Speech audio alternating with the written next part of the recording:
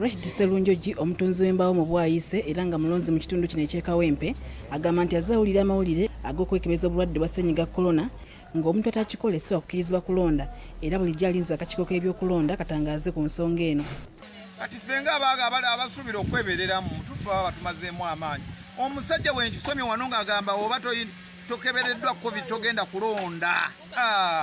Bitumazeemu amaanyi. Muntu munnange ffe tutya ne siriimu olaba tetumukebera. Era nayo kuba kwa bwereere era bukya bagamba okukebera kwa siriimu bwereere omanyi nti abantu batya okwekebeza mu Kenenya kati ku Covid tebaatye. Sserunjogi si ye yekka yabadde atabuddwa amawulire gano bangi ku Bannayuganda babadde bagafunye dda ng'era tegabalese kyekimu Gaddafi Jaffaali Kamya omutuuze w'Ekyebando Nsooba n'abalala bangi balina okwemulugunyira akakiiko k'ebyokulonda okufuuka kyesirikidde nga kafunye amawulire gano ne katavaayo kutangaaza balonzi. Bana Covid banesi ensonga enkulu isinzo okulaba ng'etukwatako ffe nga ffe Bannayuganda kubanga abantu bafudde nnyo nnyo ebirwadde ebirala okusinga ne Covid. Accident zissa abantu, obulwadde bussa abantu, omusujja gussa abantu. Nate mwe Covid gwe musinze okukola ki?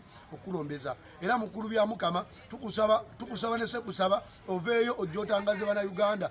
Senga tutuuka ku lunaku lw'ennaku z'omwezi nga 12 kampeyini lwe zikoma nga byabakama n'akakiiko ke tebanavaayo kulongoza kintu ekyo ng'ate beesirikidde kubanga tuyinza olowooza nti lugambo okeera enkya abantu ne bagamba nti atali mukebere Covid tagenda kola ki kulonda n'olwekyo baba nga babiraba era nga babimanyi mu ggwanga mwebiri baveeyo batangaze eggwanga. Kulya Sawulo Ziwa eyeegwanyiza ekifo ky'obwalodi kansali Kawempe North agamba nti abalonzi batandise dde okubabuzaabuza ku mawulire gano era nga bangi bagamba tebayinza kwekebeza ssennyiga korona singa banaakibasuulako obusuuzi.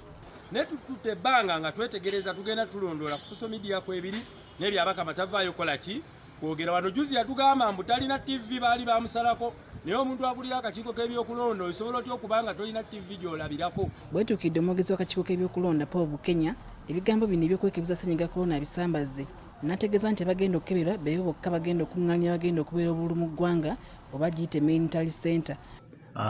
Si kituufu nti waliwo ekiragiro kitwayisizza oba guideline nga kigamba nti no buli muntu ajja okwetaba mu kulonda asooke ekkeberwa Covid-19.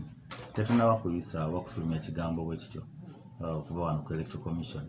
Mpozi balabika ensonga eyo baagijje ku nteekateeka gye tulina ekwatagana n'ekifo we tubalira oba we tugattira ebivudde mu kulonda ekiyitibwa National Elections Results Tally Center.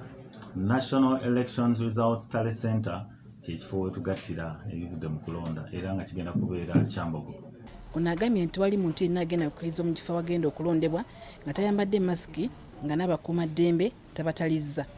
Buli muntu yenna ajja ku polling station nga mwe muli abakozi baffe tulina abakozi 8 ku station nga kwe kuli aba agents b'aba candidates kwe kuli abantu ffe kennyini abazze okulonda abamawulire abajja ku polling stations awamu n'abalondoola ebyokulonda. Ffenna tujja kuba nga twetaaga okutuuka ku polling station nga tulina obukookolo bwaffe masiki zaffe ekyabyabulamu kikulu nnyo kijja kutukuuma ffenna kikuume n'abantu abo be tugenda okukoleramu emirimu.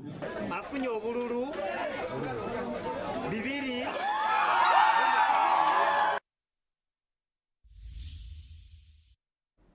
Kale